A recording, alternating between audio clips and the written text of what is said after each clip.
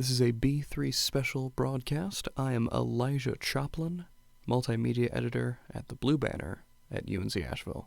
I've been meaning to publish this audio for several months now.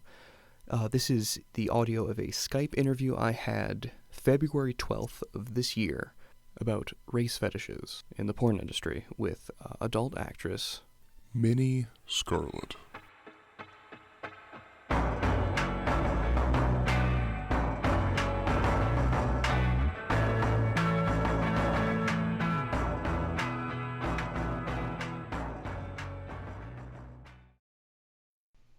Hello? Hey, sorry about that. Oh, no worries. All right. Can you see me? Yeah. Okay. I'm just gonna do voice. Oh, okay. Well, how are you doing today? I'm doing good. Thank you. How are you? I'm all right. Trying to make sure that everything else is in order. Yeah, is the audio okay? Yeah, definitely. And also, you are cool with this being the audio being recorded, correct? Absolutely, yeah. Okay. Just wanted to make sure. Yeah, there's one Minnie Scarlet that comes up in Skype search that I actually ended up sending a contact request to, and that was wrong. So Yeah. I know, I realized I was like, oh, I don't actually have a request here, so probably did. yeah, I'm sorry. No, it's okay. Actually, I should be apologizing to them, but anyway. So yeah, I guess to start out with, obviously, you wrote that article in Vice, which is why I managed to find your Twitter account, and Twitter account led me to the email, which is when I talked to you directly. Right. Cool. Um, How'd you like it? I actually really enjoyed that. I'm trying to do like a series of videos or podcasts discussing kind of how race factors into like relationships and sexuality, right? Right. And there are distinctly bad ways to go around it and very distinctly healthy ways to go around it. Uh-huh. So, and when I saw that article, I was like, that's precisely what I wanted to kind of get at. Oh yeah, for sure. It's definitely been something I think I've reiterated so many times. So I consider myself pretty decently versed in explaining concepts like that. So once they approached me to kind of talk about it, I feel like I was like, yes, I've been waiting to just kind of concisely tell everybody this for a long time. So definitely something that's been prominent in my life. Mm-hmm. I definitely. Well, I was gonna start off with like obviously some basic info. You said that you're originally from Oakland, right, and then moved to L.A. Yes. Okay. I mean, any sort of reasons for moving to L.A. specifically? Well, I was from the Bay Area, the East Bay, so not specifically just Oakland, but a lot of surrounding areas too. And my parents still live there. I moved there from Southern California actually when I was like 11 or 12. So the majority of my formative years were there, and I went to an art school where I did theater and acting and stuff like that. And after I got out of high school and was doing a little bit of college, that's kind of how I started paying my bills. As I was just modeling and doing little projects like that. And as anybody knows, if you're going to be doing that, the real work is in Los Angeles. So I was 19 years old, definitely ready for a change, and I just kind of found myself in LA. And I don't think I really saw myself being here for that long, because people in the Bay Area aren't very they don't love people from LA. They're just not really super about it. I think because the culture is a lot different. A lot people are a lot more politically open, and it's a lot more accepted to kind of talk about your politics and stuff in the Bay Area. And that's like Oakland's where the Black Panthers were founded, and there's just a lot more I think rich culture. Whereas in LA, there's a lot of people on top of a lot of people. There's extreme poverty and extreme wealth on right on top of each other. There's equal parts blue and red. So I think it's kind of people are a little more tiptoey. You know, you don't really know who's next to you when you're out. So I think it's just a lot different. So I never really saw myself staying in LA for that long just because of who I was, you know, and especially when you're like 19, you kind of are like, well, this is who I am. This is what I'm like. And, but I've grown a lot. I've changed a lot. Not necessarily politically, but I've just found, you know, there is culture in LA. There are just a lot of people who are just like me here. And yeah, I've carved out a very nice life for myself here. So it's been good. Hmm. Well, good to hear. Um, so it was modeling when you were in LA. What specifically got you into pornography, if you don't mind me asking? Oh no. Well, what I was doing it not necessarily because I had dreams of being a model. That was never really my thing. I was always kind of an actor, a funny girl more than I was like the pretty girl, if that makes sense. So once I started realizing I could kind of capitalize on the fact that, hey, yeah, I do photograph pretty okay, and I'm very aware of my body because I always did acting and theater and stuff like that. Um, so that was more of like a paycheck for me. And if I got to use it as an artistic outlet, that's awesome. But it was definitely about paying bills, making money so that I could continue going to school and living my life and whatever. Because I was out of my parents' house by the time I was 18. So, you know, I started learning that a lot of girls or a lot of women were making their full-time livings doing webcam modeling and stuff like that. Um, and it was flexible. You know, there was moms doing it, people in college, people in my exact same position, people who, you know, and after I was out of my mom's house, I didn't move into a place immediately. I was like homeless for like a few months. It wasn't like homeless like I was out on the street, but I was definitely like couch surfing, you know, doing what I could. So obviously, you know, I don't want to be a burden on everybody and just kind of like, you know, be unstable necessarily. And I was going to college and stuff. So I thought I was trying to think of ways I could kind of supplement my lifestyle without necessarily changing it. And that just seemed like the best option at the time. So I started webcam modeling. And from there, I, you know, joined a lot of kind of community based sites where it was other models like me. And from there, I just kind of, you know, slipped into it, if you will. I hope it's been an overall like positive experience. Sounds like it. Yeah.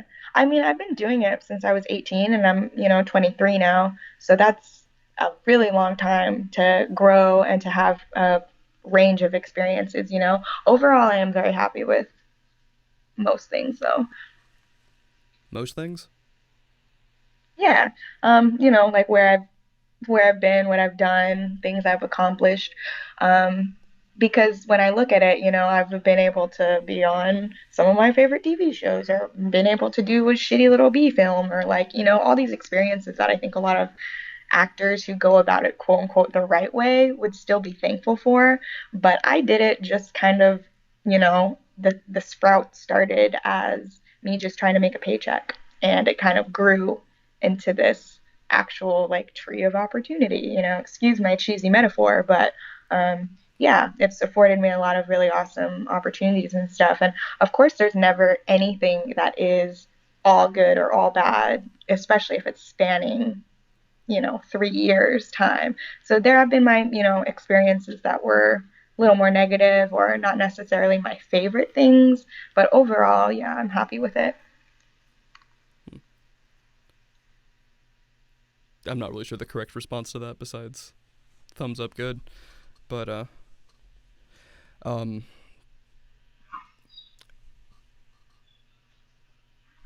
apologies. One thing I was trying to get at some point was so obviously the Vice article.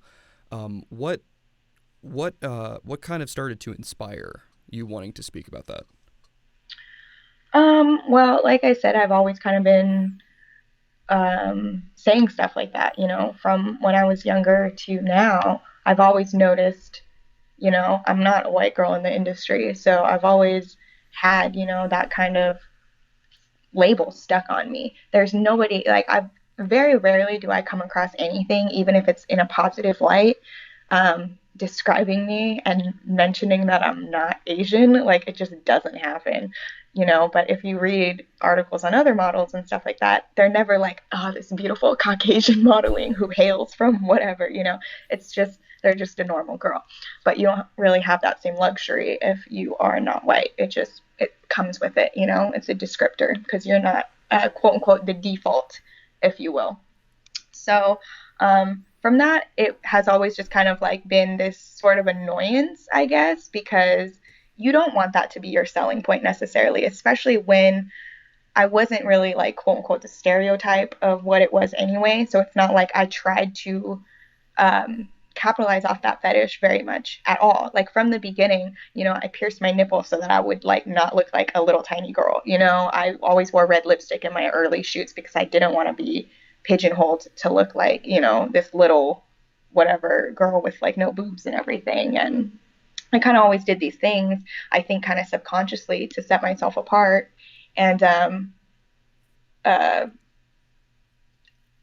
it just, as I got older and kind of more, I guess, researched in the topics, I just kept speaking out about it. And that's one of the awesome things about me being independent is I do get to kind of speak my mind necessarily without being scared of how it's going to affect my casting and who's going to hire me and all that stuff. I don't really deal with that. I don't really have to worry about who's going to cast me. So I've always kind of been vocal about these things. And just as I've gotten older and kind of realized more stuff and learned more stuff and read on more stuff, Twitter has been Twitter and Tumblr and, even just meeting other girls in my community has just helped me kind of develop my opinions and what I've thought. And I've always sort of like expressed that. And then from there, I guess someone from Vice, they wanted someone to write about that specific topic.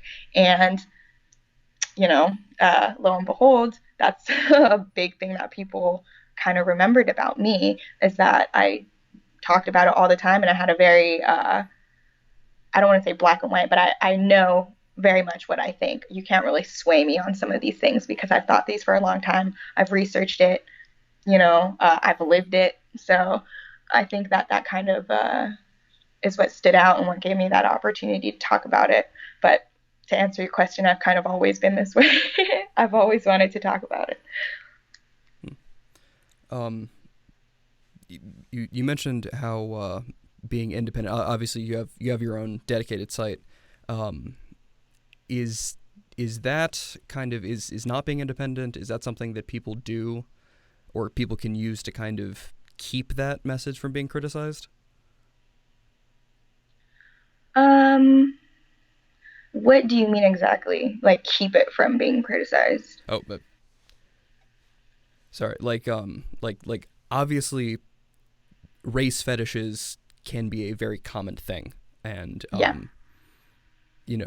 You're not the only person that thinks that that's a bad thing. Right. But is that something that that possibly larger companies can use, the fact that talking about it can reduce your casting options, can reduce your business opportunities, as sort of a way to keep people from talking about it that much, or is that something people are trying to perpetuate?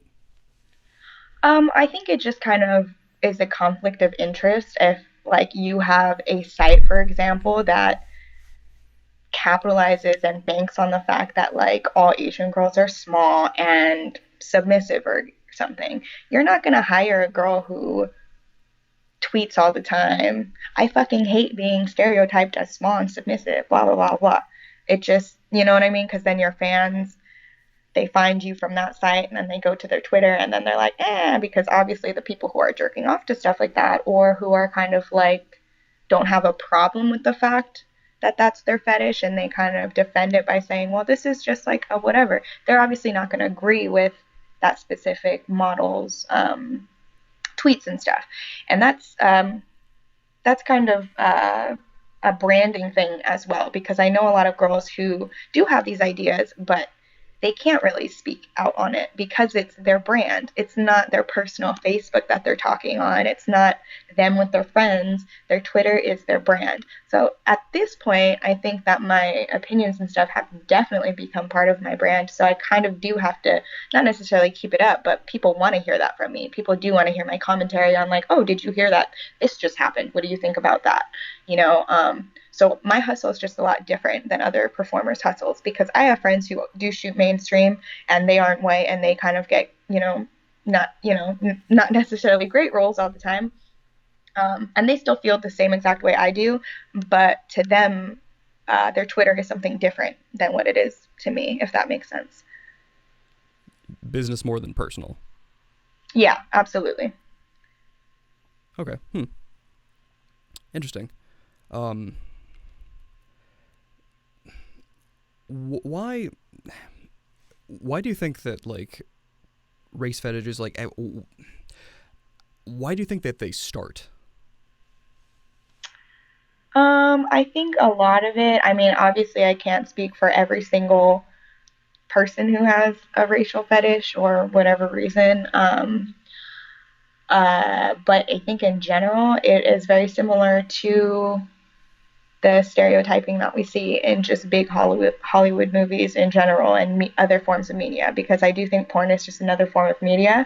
It doesn't necessarily create these things. It just is a mirror of our society, if you will, of already existing things and perpetuating them. So in a way, it can like kind of exasperate the problem, but I don't think it creates the problem.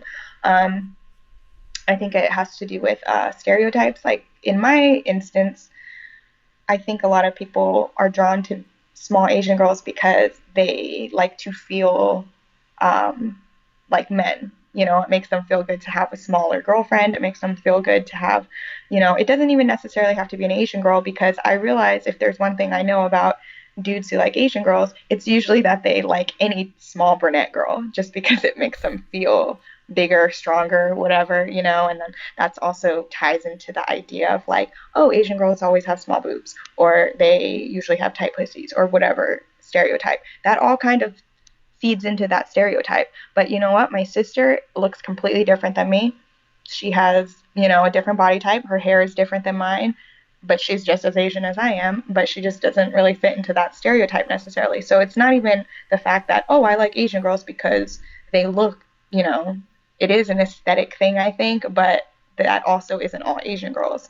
They're talking about a different, they're talking about the stereotype. And it's the same as like I've noticed when, a guy has like a black girl fetish or even a Latina girl fetish or whatever. It's generally the stereotype, whether it be aesthetics or the way that they act behavioral wise, because I've never really met somebody who just, I don't know. It's hard to explain. It's like a lot. I have a bit really complex ideas about it, but I think it's in short because of stereotypes, and there's a lot of people who don't necessarily have the majority of the people in their life be that fetish that they have, so they can't really dispel those stereotypes in their head. Like it's still in there that like, oh, even like the few Asian girls that they might know in person don't necessarily all line up with that stereotype, but they'll kind of project it on them, if that makes sense. Like, yeah. So in short, I think it's just like stereotypes kind of like pushing a certain idea, Unfortunate. Are you aware of there's a communications theory known as cultivation theory? No. What is that? All right.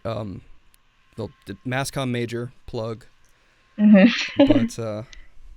But basically, cultivation theory talks about how television affects your perspective of basically your version of reality. Absolutely. In that the more that you spend time watching television, or typically it's more accurately, it's people who are predisposed to watch television, visual media more frequently. Right. What's portrayed as like the social norm on the screen is what they start to associate as real life. Right. One instance is Mean World syndrome, where people who watch a lot of like violent media, and especially news, which always reports on deaths and terrorism attacks and these horrible things, will see the world as much more dangerous than they really are. Mm-hmm. So I've talked frequently about how cultivation theory also applies to sexism and stereotypes. Right. Where, if you have the idea of, you're trying to box in, like for instance, Asian women as small, submissive, right? Mm-hmm. And have that be like the ideal. Finger quotes if the video's not working, but and how that then translates to people seeing that, and then they start to assume, okay, that's what Asian women are, right? And they Mm-hmm. see more of that, and then they start to enact those stereotypes, and it becomes this vicious cycle. Right. Um, I believe you just explained my little rant there in a little more in an actual term. So that's great. I didn't actually know that term, so thank you. oh, you're welcome. Another thing I was going to ask is, so obviously, there's nothing wrong with dating someone who, for like me as a white guy, I don't think there's anything wrong with being attracted to someone who's not white. Oh, absolutely not. No. But part of it is, trying to appreciate and understand the differences that that come with that. Obviously, I'm the only person that can pretend to be colorblind, and Mm-hmm. being colorblind is a nice way of saying I'm going to pretend that everybody else is white. Yeah. Which solves nothing. Right. But a question I would really like to ask is, where do you think like appreciation of differences, right? Especially Right. in terms of like racial settings, when does appreciation of differences become like a fetish of those differences? Well, there's like a fine line, because sometimes people are a little bit of both, even. So sometimes people's fascination with a culture can kind of cross over into fetishization, even if they have genuine interest and learn about the culture and can actually tell the difference between Asians and, stuff like that. But that doesn't necessarily mean like, oh, they're in the clear. It's like, well, why do you have this weird fascination with a culture that has nothing to do with you? Which I don't want to say, I'm not discouraging people from learning. Obviously, that's not what I mean. But it kind of, if you draw similarities to, if you're a straight guy and you like women, your other straight buddy could also like women, but the way he respects them might be different. Doesn't mean that he doesn't actually genuinely like women. No, there are so many misogynistic men who love women. You know what I mean? Like, so it's kind of like that. It really has to do with the individual also, because it's hard. Like, I have my own lines and red flags and things that I don't like, but I also have friends who don't mind stuff like that. They don't necessarily always care. I think it just has to do with how it makes you feel, sort of, as a person. Like, if somebody kind of, I don't know, like my friend was talking to me about like how he feels kind of strange when girls are like, oh yeah, I love dating black guys, because then he kind of feels like he has to live up to this stereotype of like, what they think like a black guy is like. Otherwise, they're like, oh, you're not really the kind that I, wanted to be with or whatever.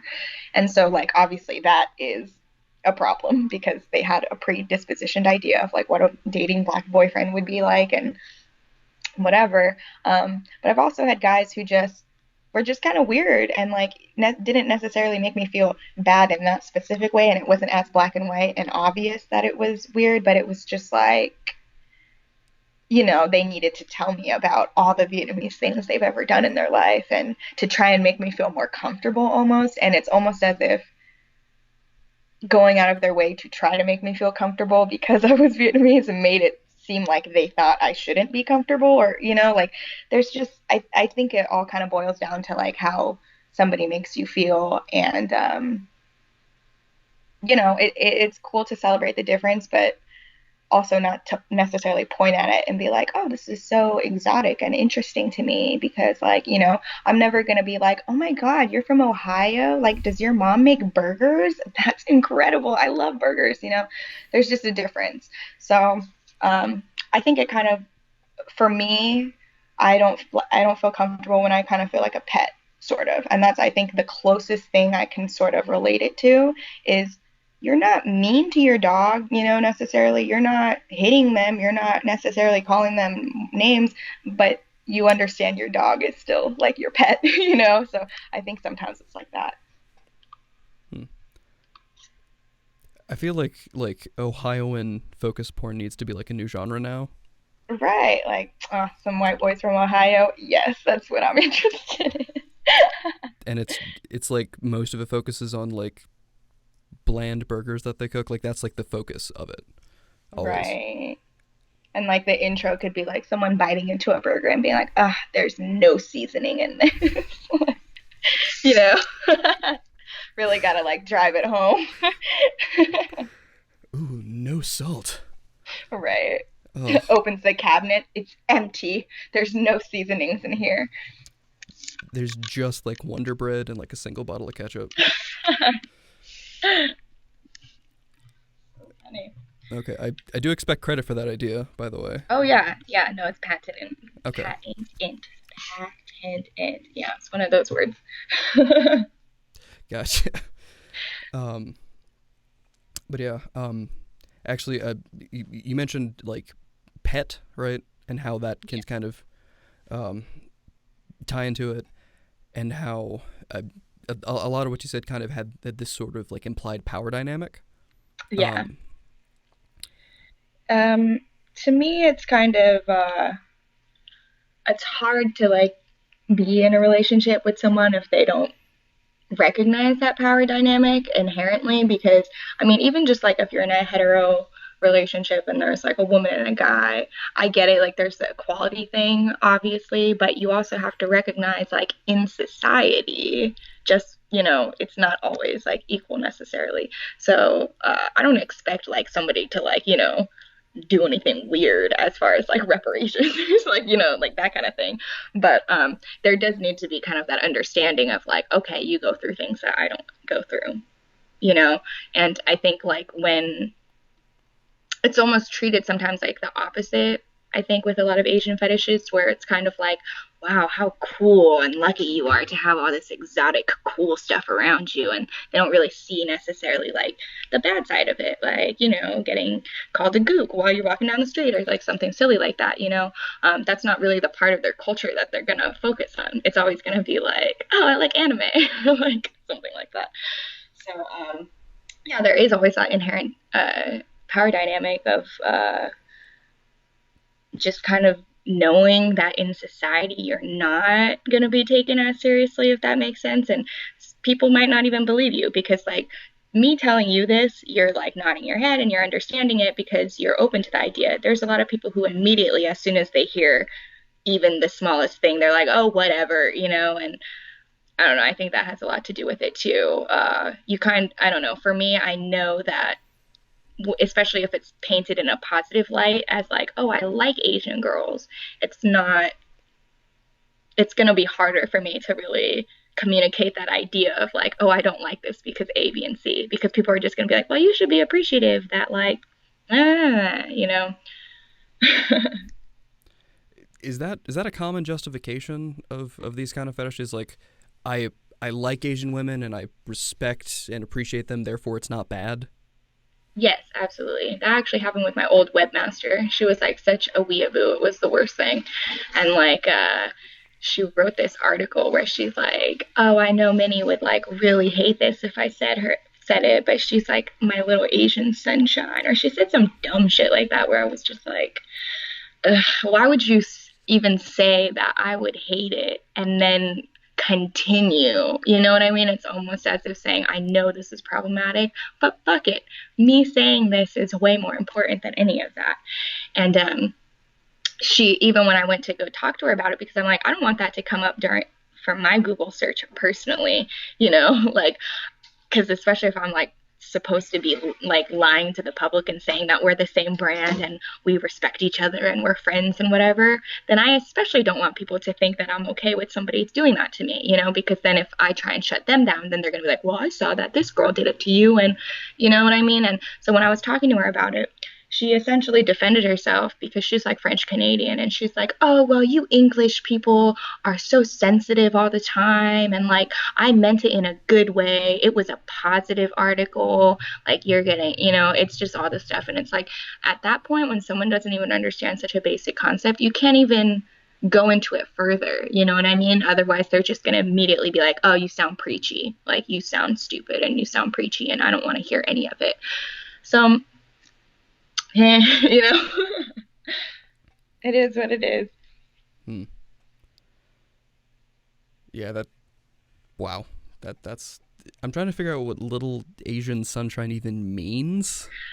I don't know. She was stupid. Like, I mean, beyond that, she just kind of had some very simplistic ideas, Yeah. I mean, I think that part of, usually when it comes to like, it's usually white people who have like a very, very uniquely simplistic view of Asian culture when it comes to that. Yeah, and you know what I always think about, which really blows my mind, is like how Asia is so fucking big, and people don't even understand the difference between like Korean and Japanese, or even Japanese and Vietnamese. Like, it's all somehow similar, yet, and also Africa. Africa has almost 50 countries in it, and we still don't really know the differences between them. Yet we know the differences between England and Scotland. Why is that? Like, why is that? We even know the differences between Scotland and Ireland, which is crazy to me. So, like, not to say that one culture should be respected more, but it does kind of show you how well represented Europe is in general, and how educated people are in the differences of these groups, versus like, but we cannot even be bothered to learn the difference between East Asian and Southeast Asian, so something I think about sometimes. To be fair, we do ignore the Welsh. That's true. We just get confused. We're like, oh, they're a different kind of English, right? England We're like, she sounds different than Harry Potter. What's going on here?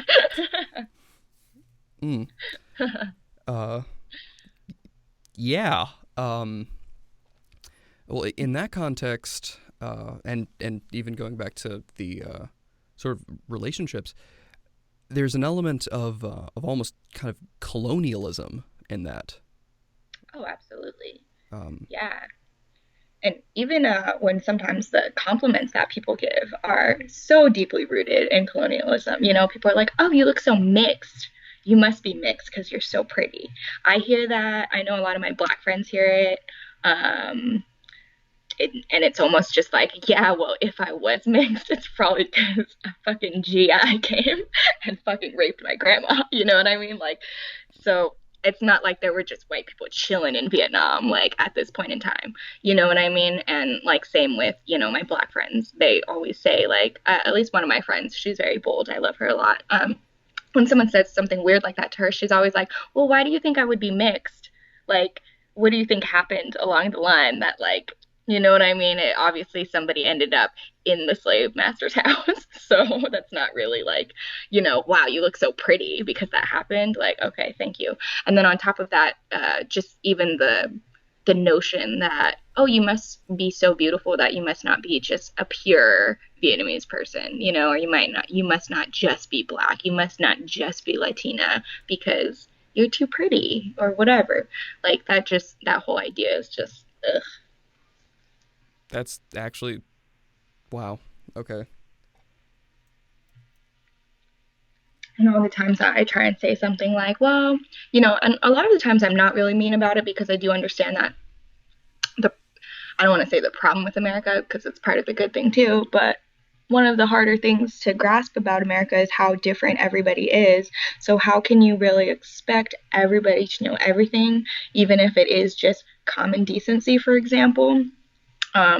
But I try and keep that in my head, so I'm not always just a fucking asshole all the time. I try sometimes to just tell people, like, that's not really a cool thing to say because A, B, and C. And then people are just kind of like, oh, well, I really had no idea, da, da, da. And as much as I want to be mad, it's like a lot of people just don't have any idea. And that is the most annoying, weird thing to me. And it almost makes me feel hopeless in a way. But at the same time, I don't feel hopeless because I meet all these other amazing people too. But it is something that, I don't know, like, I want to get mad at it, but it happens so often that obviously this is just like a normal thing that I'm sure a lot of people talk about with nobody really checking them. It's just a normal thing to some people anyway. Well, if you never have to confront your own privilege, you kind of stay blind to it. Exactly. Exactly. Well, I guess how do you say, and how do you work towards kind of removing that kind of stigma?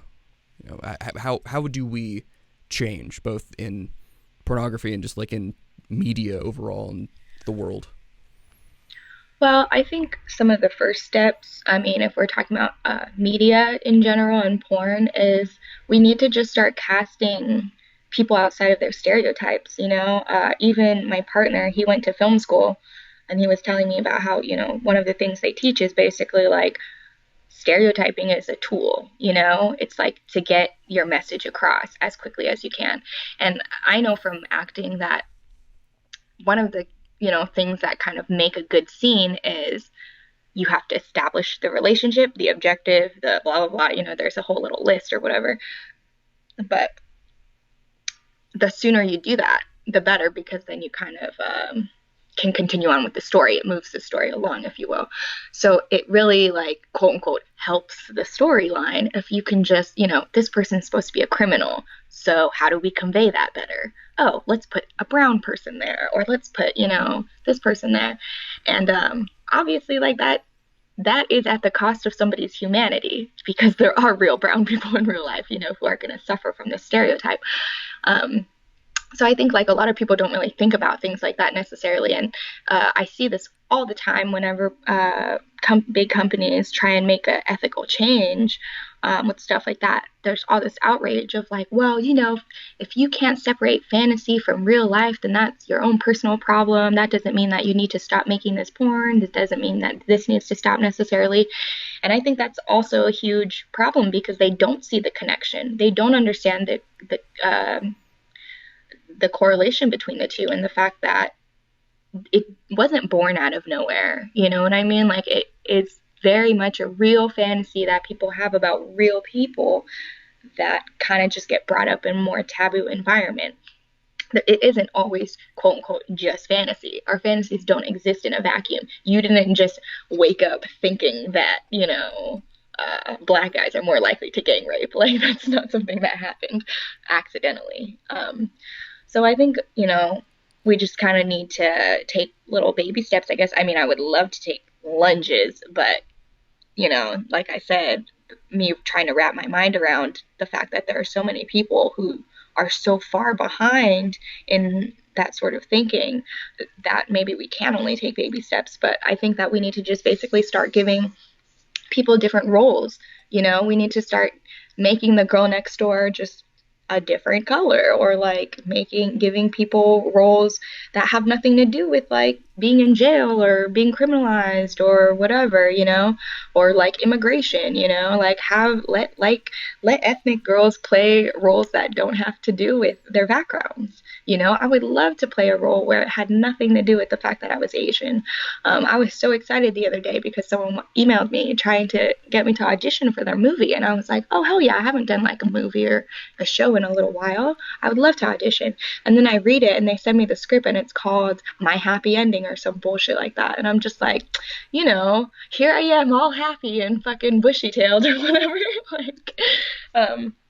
But yeah, so it's like stuff like that kind of happens, and it's just kind of what we're used to. But if, another Asian actor heard me, it's very possible that they might just be like, this is just what we're given. You need to get over it. This is the way it is. And that's another problem, is people fall very complacent to it, because I think a lot of people think if nobody is losing, nobody can really win. So that means that we shouldn't really be focused on these kinds of struggles. But I think more than anything, everyone should just be given an opportunity. And naturally, some people just won't succeed. Like, it's just the way it is. But yeah, so I think that we just kind of need to open it up a little bit. And I think as more people are gaining the ability to create their own content, whether it be mainstream or porn, it really is like pushing the boundaries, and it challenges kind of the stereotypes that you see. And then on top of that, the average consumer who likes to see somebody who isn't necessarily white, but also gets very turned off by what's already out there, they have alternative things to look at. It's not always going to be like some weird racially charged scene, which I've definitely have fallen into that, where I'm just like clicking around looking for hot girls or something, and then I fall into this like weird racist porn hole, and I'm like, I don't want any of this. So, and I've heard that a lot too from other people. So I think just if more opportunities and just better writing in general for us would be awesome. Better representation, which I think Asian Americans are making really big leaps and bounds. This last year was actually such a good year for us, I think. In what specific way? Well, Fresh Off the Boat came out, so that was fucking awesome.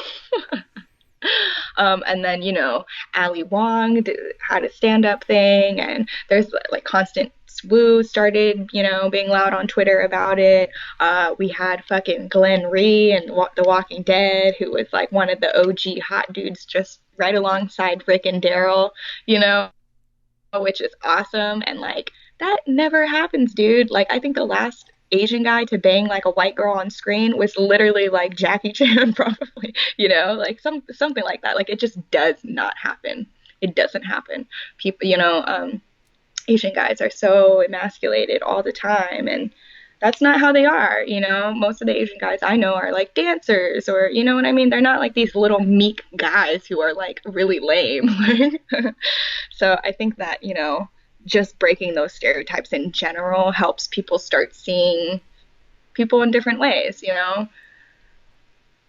So I think we've had a good year as far as more Asian Americans being visible, because even though we are the majority of the literal world, so literally where I'm not supposed to be a minority, you know what I mean? But just in general, but I think it was like, I don't remember what year they did this study or whatever, but it was like Asian Americans had the smallest, well, not even Asian Americans, just Asians in general, had the smallest percentage of representation. So I guess, yeah, in American media, but yeah, it was like the smallest percentage out of even the other minorities, which doesn't really make sense because there's a pretty decent amount of us here and just living in the world, period.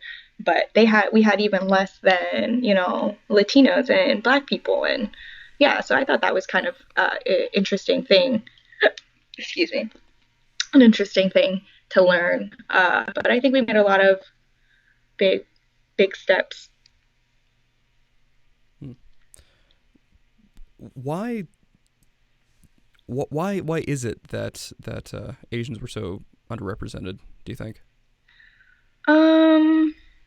Well, I can't really give a huge answer just because I really honestly I have no idea, but I think it has to do with, like I think that after white people, it was Black people who were represented on screen. So in a weird way, that makes me think that it's like a weird Band-Aid thing, where it's like society recognizes that Black people are kind of like, they suffer from not only racism, but colorism. And, there are people who aren't necessarily racist towards all races, but still hate Black people in, all these like subtle ways or whatever. So I think people understood that, their social capital was kind of low. And so that was their check mark of like, well, we have a Black person in the show, so we're obviously very diverse and we even care about the Black people, so I think it was something silly like that. And that's probably why they didn't really feel the need to put on Asian people,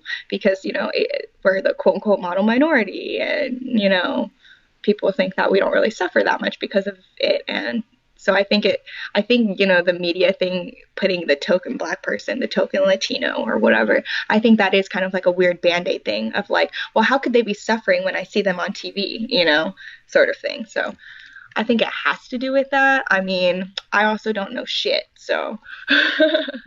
I wouldn't necessarily say that. Yeah, like the Black best friend theory. Yeah, exactly. That's still prevalent. Also, I actually, one of the podcasts, which is still in the archives, impressively, was talking about like Colin Kaepernick. Mm-hmm. And I remember, like literally a presentation. I'm a junior right now. A presentation I did in freshman year was talking about sexism in video games. Right. And how like even games that you could customize a character and create anything, the media or the advertisements always, it was like typically a brunette white guy with stubble. Right. Because that's who saves the world all the time. Absolutely. But in both, it was the strangest thing seeing like advertisements for Fallout 4 with like a white guy, and I remember I typically crossplay when it comes to games, so like my character was like very pseudo kind of like mixed race woman, right? Right. But anyway, not to tangent too much. But in the example of like games, Kaepernick's of football, and you mentioned in your article how porn is seen as entertainment. Mm-hmm. I feel like that's kind of used to demean criticisms of it, because it's not a big deal, it's just kind of fun, and it's meant to be consumed. I mean, I'm going to assume that you disagree with the idea that simply because it's fun, it shouldn't be criticized. Right. But how do you approach that specifically? Well, I just think that it is another form of media. It's just like TV and movies. We could totally say that's just fantasy, and it is fantasy, 100%. But at what point, humans exist, the world exists, the stories that we watch exist. So at what point do you kind of draw the line of, oh, this is a fake thing, because not every single thing that we watch on TV is some crazy sci-fi thing, you know what I mean? Which we have even proven that even in sci-fi world, they're white. So, you know, so where do you draw the line? At what point is media just completely fantasy and there's no absolute, there's no responsibility, especially when movie industries they're filled with people who come up with these ideas. I was in like some group on Facebook with like movie set memes or something. So this is like the majority of like people who work in movies. These are the people who put them together, the people who are like putting the sets together, all like writing them, all the little Easter eggs you see in them, all the little like weird offensive shirts you might see, like all those little details that go into problematic media, like they're all just individual people. So how can we say that, this thing that was created by people has nothing to do with people? Like it just doesn't make any sense to me. So it's just really silly, especially when so much of it mimics real life. You know what I mean? Like, oh, this like stereotype that just happens to also exist in real life is just a weird fantasy. Like, no, that's a very real thing that happened, or a very real thing that does exist. So I just like to remind people that porn did not create racism. It didn't create sexism. It didn't any of this. Like, especially when people talk about, the objectification of women and stuff. Porn was not the thing that created that. It just shows how fucked up people already were and what they wanted to see. You know what I mean? Like, nobody just kind of makes it. Like, yeah, there are people, I guess, who are just fucked up in their own right and make stuff like that. But most companies are catering to things that already are selling, or like what they think people, you know what I mean? What they think people kind of like. So I just respond in that same way. And most people can understand why movies being a certain way is wrong, or why representation is, really important in certain instances. So I just kind of translate it into it's another form of media being consumed. Because let's be real, even if we're not talking about it, pretty much everybody watches porn. So we're all seeing the same things. We're all seeing the same sites. We just aren't talking about it. But does that mean that we didn't consume it? No, we're all looking at it, So that's generally my kind of default way to explain it, that I think kind of gets through to some people. Yeah. Sounds good. And so, do you think that, as you mentioned earlier, more independent kind of creating like a pseudo cottage industry, basically, in media, do you see that as being kind of the as what could lead to the kind of death of stereotyping in that way? Wait, I'm sorry. Can you repeat the first part of the question? Sorry. Yeah, that was confusing. I'm sorry. You mentioned how, like, obviously you have your own site, and that is starting to become more of a thing, I take it, rather than just like you kind of, I guess, freelance for a company, but now people are kind of more entrepreneurial. Right. Do you see that as helping to kind of slow down and reduce the kind of stereotypes that people see? Because if the larger companies are presenting these stereotypes, really larger companies in any in any media are presenting these stereotypes, and then the media that is, I gotta not bump the mic over here, are presenting their own things with control over it. Do you think that is what will start to lead to the reduction of these stereotypes? Oh yeah, absolutely. I think it's already started, I think that people already like I was saying with Glenn Reeve from The Walking Dead. So many girls I saw have been like, "Oh my God, I usually don't like Asian guys, but he's so sexy." So like even though that's like a fucking annoying thing to say, that's a great revelation to have, is that you realize that it's possible. Oh my gosh, Um so I think things like that are awesome, like not only just individually for the marginalized people who are creating their own content, because they're kind of creating their own roles, but also, yeah, for the consumers to kind of start seeing other types of things. And the internet is really awesome because it kind of creates like a level playing ground for everybody. There's all these amazing things that I'm seeing being pumped out from people who don't really have that much money and only have a certain amount of resources, but because they don't have to go through some big company or go through like this sort of system that was designed to kind of ignore people like them, they're able to get their message across and their art and their porn or whatever they want by themselves. Like me, I'm not going through any big companies. I'm just directly doing whatever the fuck I want.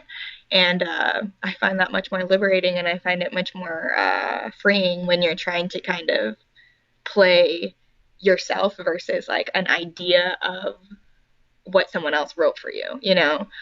So I think that's really revolutionary in that way, and I think it's already kind of started. I think it's already been shattering those stereotypes. So yes, I do. Good to hear. Yeah. On that note, also, I was trying to I have it down here, basically trying to distinguish like the performance versus the performer, right? Mm-hmm. And like you're saying, how you're playing yourself. You're not playing a role that somebody else has written for you. Right. I'm gonna freewheel around while I try to pretend I know what question I was gonna ask associated with this. But I'm drawing a blank. Hey, no worries, man. Thank you. But I mean, I guess is it important for people to be able to distinguish that the performance from the performer and how those aren't necessarily the same thing? Yeah, I think that's really important. And I think that goes into something that I talk about from just a sex worker perspective as well, because we are actors, you know what I mean? You're not gonna, I don't know, some people will say, oh, well, why don't you do this with me? Or why don't you do this? And it's like, oh, I don't really like doing that. It's like, well, I saw it in a movie. Like, okay, do you hit up, I don't know, anybody who does Hollywood movies to say, well, I saw you doing drugs in this one movie, so why don't you come over here and do some drugs with me? Well, I saw that you were a prostitute in this one movie. Like, no, we're playing a role. Now, like I said, there are different kinds of performers. Okay, so my hustle is a lot different. So I think it's a little more confusing for people when they see me do stuff on the internet because they don't really know if it is something I want to do or if I'm playing a role or whatever. You know, it's a little more confusing. So I can kind of understand a little more if the lines are blurred. But that's kind of my game. You know, that's kind of my hustle. It's like, you know, I'm just some girl, you know, but there are other people who aren't like that at all. And they shoot for different companies like every other day. So they're definitely playing a role. So things that they do are just kind of fulfilling someone else's vision, not necessarily their own vision, if that makes sense. So I think that it's important for people to understand that when you're doing a job, especially, even if it is me, Minnie Scarlet, doing it as Minnie Scarlet, I'm not doing it necessarily for free, just in my free time. You know, I'm still getting paid for it, or I'm still doing it for my brand, or I'm still, not to say that, you know, people don't enjoy it and it's not real, quote unquote, but it is important the same way like an actor still gets the luxury of enjoying their job without necessarily being called fake or whatever. Sometimes porn people are like that too, you know, and I think people just have a really hard time differentiating, not necessarily because they don't know it's fake, but because they almost think that we don't reserve the right to humanity. So just in general, like, even if I don't know, like, I see so many examples. Like, I see, like, when people are just like, oh, well, don't say that to me on the internet. It makes me feel weird. Well, your tits are out, so I guess you should say stuff to me on the internet, you know, like the correlation between it's already so, the idea of what a sex worker is already so dead to them that they can't even fathom that, oh, this is a work ethic thing. This is like a, I don't know, there's just so much that I feel like doesn't get read when you just immediately have that idea of like, oh, you're a hoe? You're not really a person. I don't need to be nice to you. I don't need to understand your finances. I don't need to understand that you have a family. You know, all these things kind of just die with that stereotype. So I think there's a lot of progress that needs to be made, and I'm not 100% sure that we're going to get there in my lifetime, but I do see, you know, obviously people like you, a lot of my fans are really awesome in that regard. So, you know, that's the kind of thing that gives me hope. Thank you, and or you're welcome. Oh yeah, no, thank you. But yeah, I'm wondering if like it would almost be helpful if like media becomes less kind of mystified and people start to see more of kind of the behind the scenes. Mm-hmm. Because then that's when, you know, performer and performance are very distinguished, you know. Oh yeah, for sure. I think that's a huge reason why Twitter, you know, is so cool right now, is because it gives you this like very personal look into someone's life. Like, you know, it's still obviously something that they're controlling, so it is still their persona, but it's just little tidbits throughout the day, or, you know, once a day or whatever. And so I think a lot of people do understand a little bit more, because a lot of my performer friends are like, getting my makeup done, oh, I'm shopping for the costumes I have to wear, oh, I'm studying these lines, oh, this role wants me to be this way. So you kind of get this like behind the scenes look, whereas I think, you know, back in, I don't even know, I'm going to say back in the day, not even really knowing which day I'm referring to, but just essentially, I don't think there was still that window into people's lives. Like, things weren't, even just like porn back in like quote unquote the golden age of porn, when it was like the 70s or whatever, it was very the idea of a porn star was different. You weren't really like communicating with her. You weren't really like seeing who she actually was at home. It was just this idea of like a celebrity almost, you know? And now that's completely changed. You can't really capitalize on just that idea and be the same person. Like any huge girl in the industry usually is going to have social media. You know, it's just something that agents want you to do nowadays because it's how you connect with people. So I think that in itself has really helped people understand that there is more. But it also then pushes people like me to kind of sell that, like, not necessarily girlfriend experience, but a more like everyday girl experience, you know, because I don't really sell myself on the idea of like, I've been in all these movies and I've done all these things and I'm on this magazine, so talk to me by doing this. Like, sure, that is cool or whatever, but more than often, I think people feel like I'm more likely to respond to them. I'm more, you know, obtainable as far as they're concerned, you know? So it's like that kind of idea. So, but, you know, I think also because I'm like a smaller girl with tattoos, I don't have, you know, obvious big boobs or anything like that. Like, it's, my hustle is different than the girl next to me. So You keep using that word, hustle. yeah, hustle. That's what it is.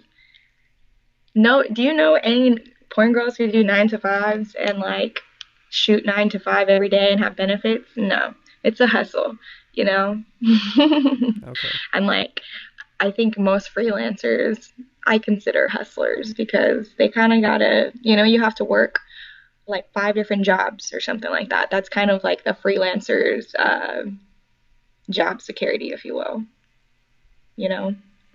So I think it also millennials, a lot of us are hustlers because we have to be.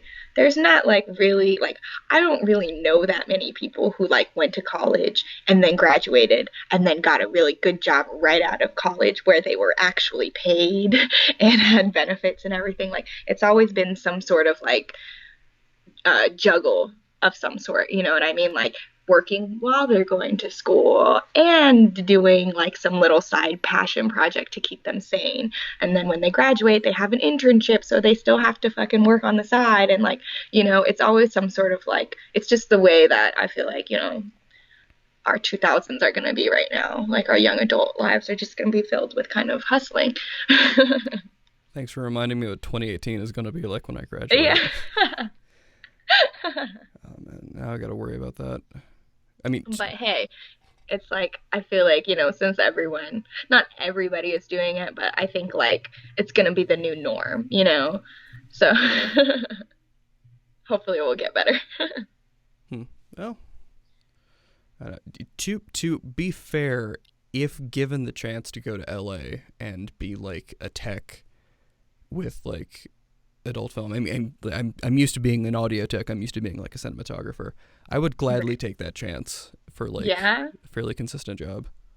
Oh hell yeah. There's somebody I know who like works regularly now as like a DP, but he started out with Vivid Entertainment, you know, and their crew needs talent. Like, you know what I mean? Like, it's not going to be on par necessarily with every Hollywood movie you see, but it's the best as far as like porn goes. So obviously, a lot of the times you see these certain scenes and you're like, oh, someone who knew what they were doing had to be a part of this, you know? So, and most of the times, I mean, a lot of the time, those people are going to be staying in porn, but a lot of the time they're just passing through or they're just, this is their 2 years out of their life where they're supplementing, you know, until they get something different or whatever.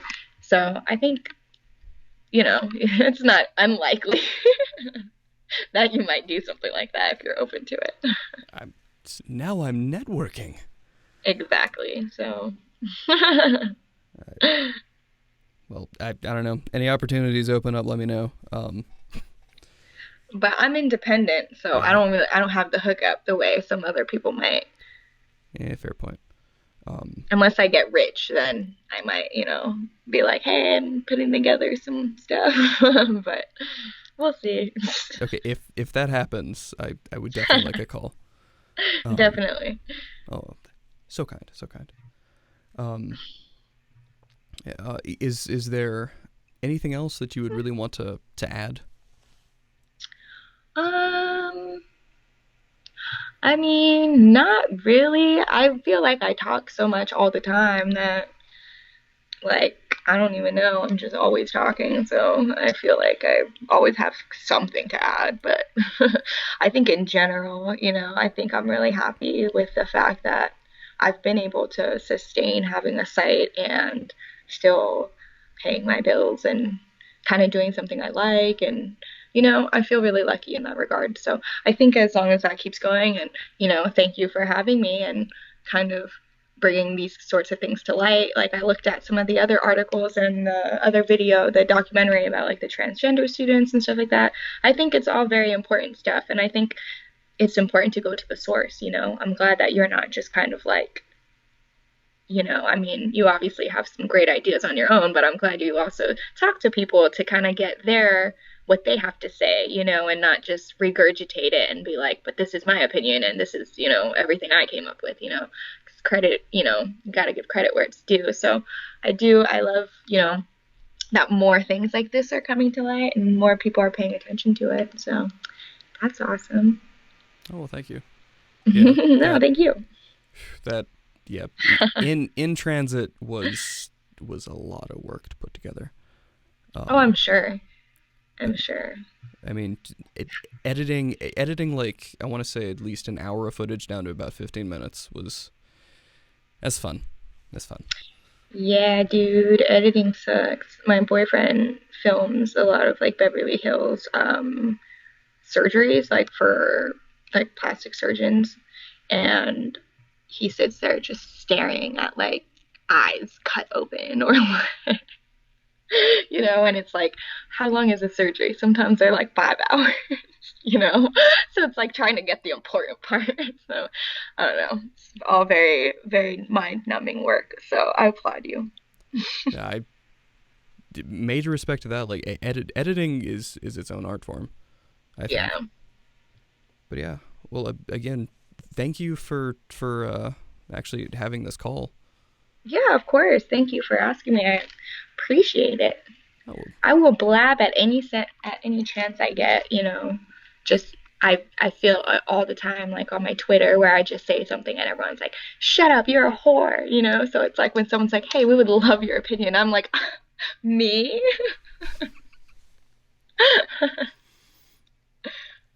I hope you did that little number with like hand against like the bottom part of the neck. Oh my gosh, I did. That is so scary. You're probably watching me. No, I'm just kidding. But I did. I absolutely did it. Okay. Whatever you were imagining, that's what I did. Okay. I did like whatever stereotypical gesture matches that. Well, the like gasp me question mark, like you have to do that. So Yeah, I don't even know why you would say it if you weren't going to do that. precisely. It just seems like a waste to me personally, but hey, Definitely. who am I? All right. Well, yeah. Is there anyone else you think I should contact about this? Well, it's hard for me because this is all kind of part of my brand. Like, I'm not scared to speak out about stuff like this, and it's not that my friends are scared about it. It's just that they're still being hired. A lot of them are really popular as far as like actually within like the politics of porn. Like, all the directors know them, and they're like, so they don't really do stuff like this.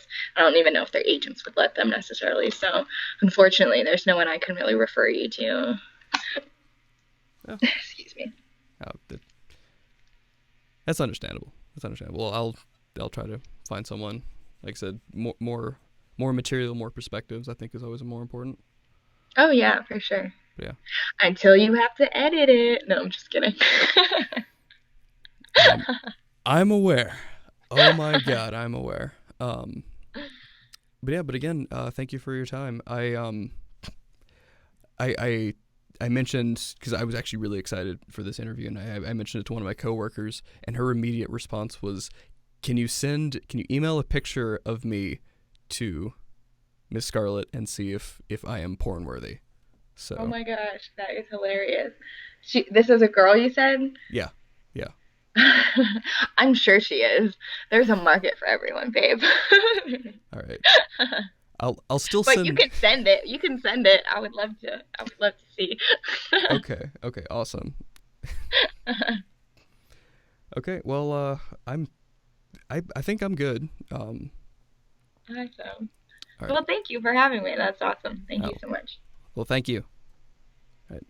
All right. Keep me updated on what you do with it and everything. That would be awesome. Gotcha. Yeah, I will. I will definitely send you an email when the or like the podcast with this is featured. Okay. Awesome. Thank you so much. All right. Well, again, thank you.